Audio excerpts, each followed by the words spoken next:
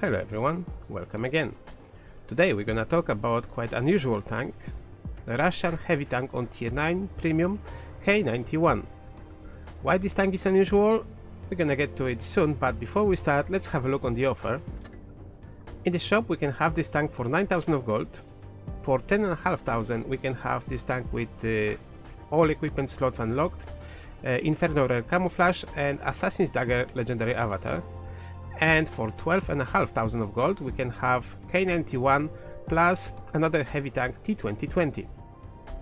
And in this bundle we can have, of course, all equipment slots unlocked, same like before, plus we have packs of 10 times 5 certificates for experience for both of those tanks. About T2020, if you want to see some details, you can have a look on the material that is already on the channel, and link you can find on the top corner now of this video. Let's get back to K91.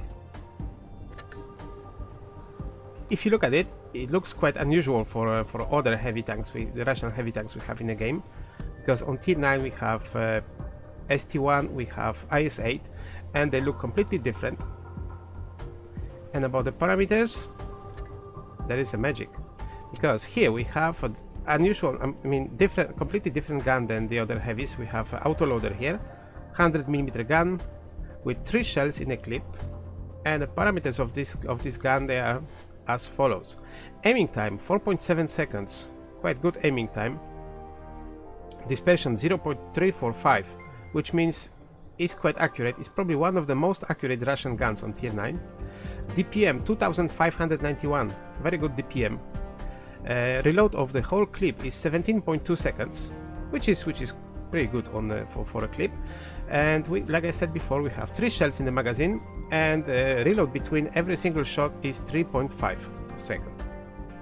The penetration on regular shells 248, which is quite average, slightly lower than other Russian heavies, because they usually have about 258, about 10mm more than this one, but it's good enough for most of the enemies that we're fighting. On premium shells we have 310, and high explosives 50mm of penetration. Alpha damage 350 per shot on regular shells, 300 on premiums, and 420 on high explosives. Gun depression 7 degrees, which is quite good for Russian tank, and 10 degrees of elevation is not much. Of course, usually it's about 20 degrees, but this one has only 10 degrees, which could be, in some situations, could be not enough. If you look at the speed, there's another difference between this one and the other Russian heavy tanks on tier 9, which is the speed. As you can see, we have 61.3 tons weight on this tank, 820 horsepower engine, which is probably the strongest of those engines. Maybe IS-8 have a similar engine, and that gives us power to weight ratio on 13.4 horsepower per ton. Maximum speed 40 km per hour, and average here is 26, but it's quite easy, to be honest. It's very dynamic tank, and quite easy to get 35 to 40 km per hour is not difficult to get. So it's a bit faster, bit more dynamic than other Russian heavy tanks. About the armor profile, this is armor profile of K91, and as you could see on the silhouette of this tank, the turret looks quite unusual. There is no commander's hatch on top, you can't see them, so there is no, you may think there is no weak spot, because the turret is nicely angled. You know, all those shapes, they gives a lots of bounces, but there is a small trick here. If you look on this area here, there's 269, 270, 240 millimeters. All this part, that part is a weak spot, because the commander's hatches are here, hidden here, but all this armor here on both sides of the turret is a weak spot. Of course, is a weak spot for like tier 9 or 10, but because tier 8 has a serious problem to penetrate that. But 240 millimeters, even on premium shells, sometimes on tier 8, would be easy to penetrate. Apart of that, the turret is very strong. Look, 317 millimeters on the sides, bottom part 315. Here there is 999, because it's like a nicely, as you can see, nicely shaped. So it's not that easy to penetrate that thing. And of course, like I said, there is no commander's hatch. On the bottom part, Here 280 millimeters on with a nice slope on the top of the hull, and the lower part is look at the size of it. It's much bigger than the other tanks, and it's only 160 millimeters, 165 millimeters of armor. So this is another big weak spot.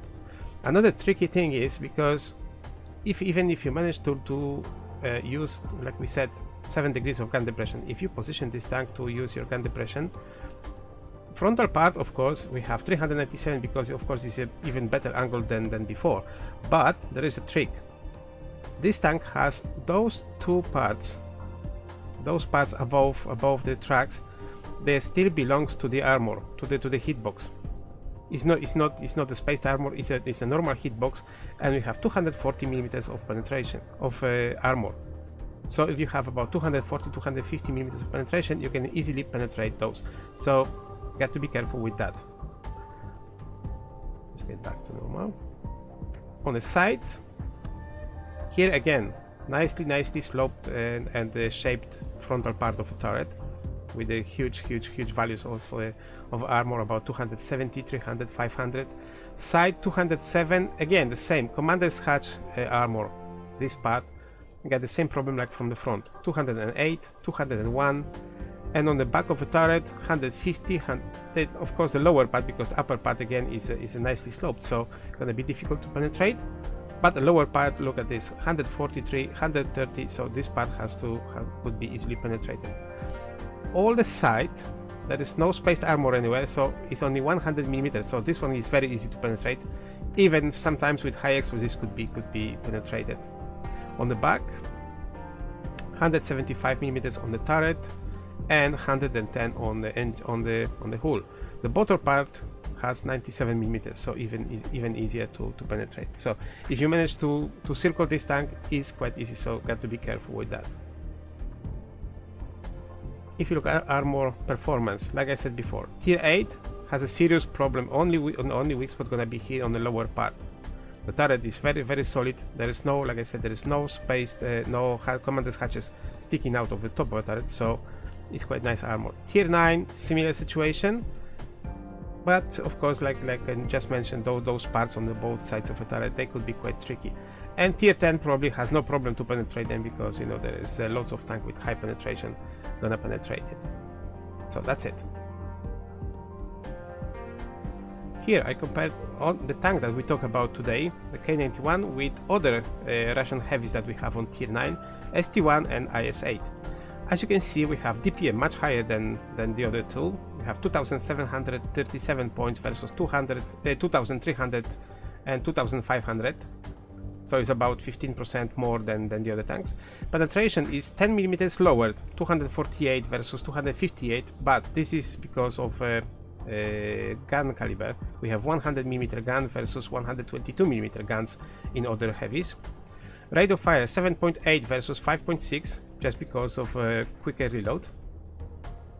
Reload 15.96 of whole clip versus 2.9 and 2.5 and 9.8 in order to, but within 15 seconds we have 3 shells loaded, not only 1. So we have a burst of within 10 seconds of reload between each shell. We have possibility to burst around 1000 HP of damage within each reload of 15 seconds. That's why we have rate of fire higher than the other heavies. Shell velocity, this is another thing, because we have 1535 versus 940 in both tanks. That means the shell goes much faster, about 50% faster than the other guns. That makes this gun more accurate. And as you can see here, if you look a bit lower, there is aiming time 204 and dispersion 0.319 versus 0.344 in other tanks. That's why the gun is more accurate, because of the shell velocity. Aiming time 204 versus 2.6 and 2.6, again about 25% better aiming time, quicker aiming time than other heavies. And all of that makes this gun much better than other heavies, and gives us completely different playstyle. Gun depression 7 degrees, like we said about before. It's not bad for heavy tank, especially for Russian heavy tank. It's not that bad. We have 8 degrees on ST1 and 5 degrees on IS-8. So the heavy tank that's supposed to fight on the frontal line it's not a big problem. The problem could be with 10 degrees of elevation, because like I said before, in some points could be difficult. We have 16 and 15 in other tanks. Speed, as you can see, we have 40 maximum 40 km per hour versus 40 km per hour in ST1 and 50 in IS-8, but ST1 has a much worse power to weight ratio. We have 14.8 ton in K91 against 12.7 in ST1, and effective power to weight ratio look 13.5 versus 10.6 in ST1. So just because of that, K91 maybe is not super fast, but it's much more dynamic and a bit faster. It gets 40 km per hour much easier than ST1.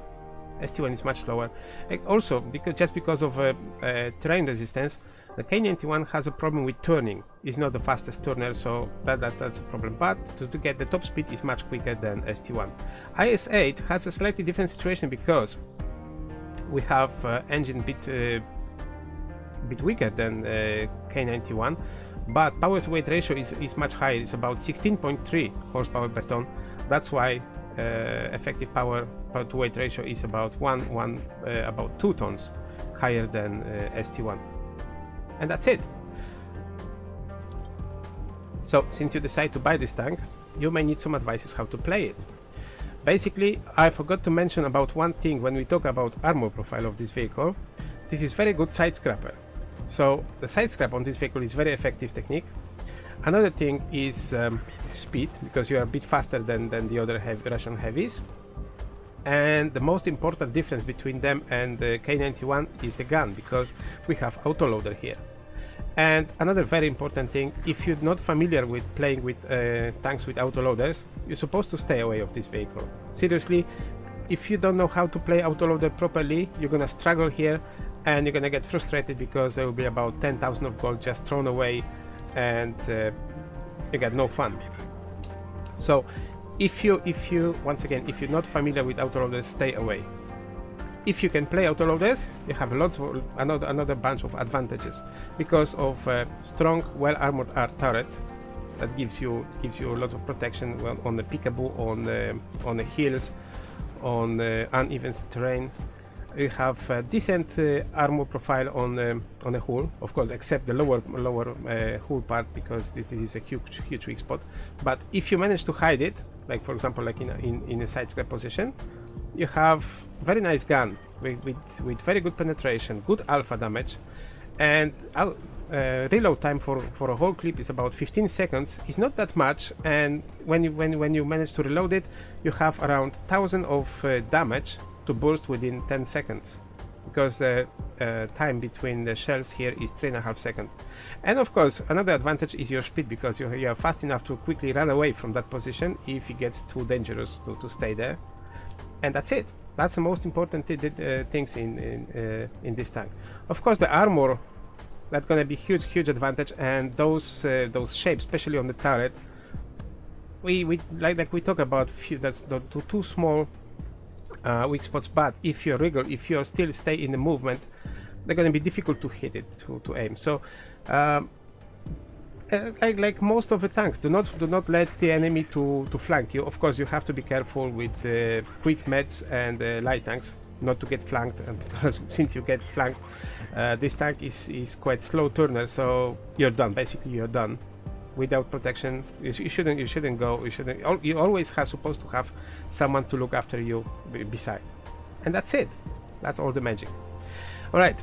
Thanks everyone for coming, guys. I hope you enjoyed that video, and I hope you find some useful information here. If you like to see any other tank reviews, you can browse the channel and find something for yourself.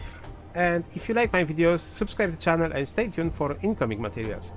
That's it for today. Once again, thanks everyone for coming and watching. I hope you enjoy it, and I hope I'm gonna see you next time. Meanwhile, take care and goodbye.